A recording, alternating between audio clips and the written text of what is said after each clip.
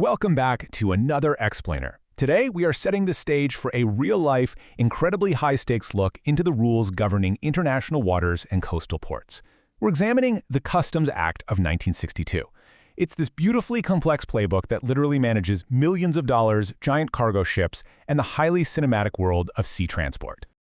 Okay, let's dive into this. Have you ever wondered what the ultimate goal of the Customs Act actually is? I mean, think about it. When a massive, multi-ton vessel drops anchor in a port, what exactly is the government trying to achieve before a single person even steps off that boat? Well, it's essentially a dual-purpose playbook. First off, it's about the assessment and collection of customs duty. It's a fiscal statute designed to bring money into the country. But second, and this is where it gets interesting, it's about the prevention, detection, and punishment of smuggling. It's a preventative statute designed to catch the bad guys. Basically, it sets the ground rules for every single piece of cargo moving in and out of the country. Which brings us to Act 1, Moving the Pieces. Just imagine the scene for a second. A massive cargo ship enters Indian customs waters. From that exact millisecond, there is a fast-paced, rigidly strict set of rules it has to follow. We're talking zero room for improvisation here. And the most thrilling part? The ticking clock of Section 30. As soon as that ship arrives, the captain has exactly 24 hours to deliver a flawless import manifest to the proper officer. It's a literal race against time.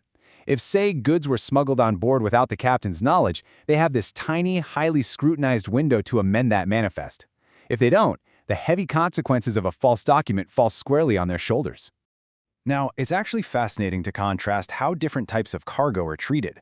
Imported and exported goods, heavy supervision. They can only be unloaded at approved places, always under the watchful eye of customs, and absolutely never undeclared holidays without special permission. But coastal goods, stuff moving just from one domestic port to another, they get the express lane.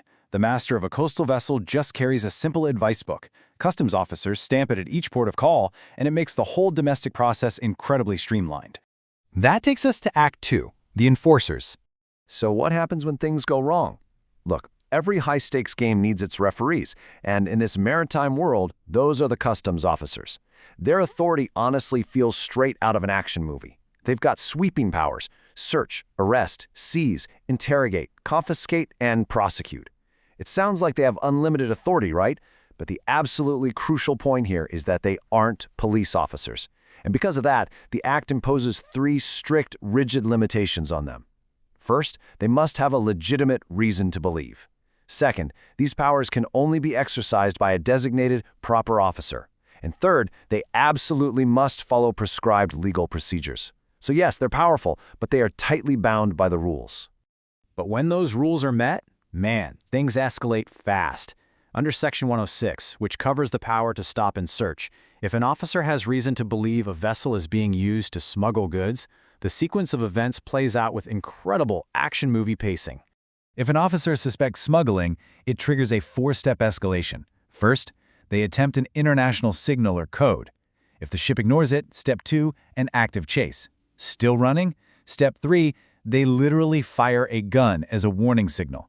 They are firing an actual gun. And if that fails, Step 4, they are fully authorized to fire upon the fleeing vessel itself. Talk about dramatic enforcement, right? And that leads us to Act 3, the consequences. Now, what's really fascinating about these rules is what happens when you try to outsmart the playbook. The stakes get incredibly heavy. An entire vessel can be completely confiscated for some truly cinematic offenses.